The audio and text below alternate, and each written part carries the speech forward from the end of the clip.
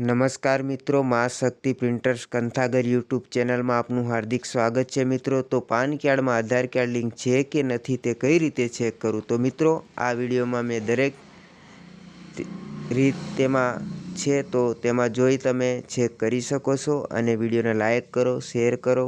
Jay Hind, Jay Bharat.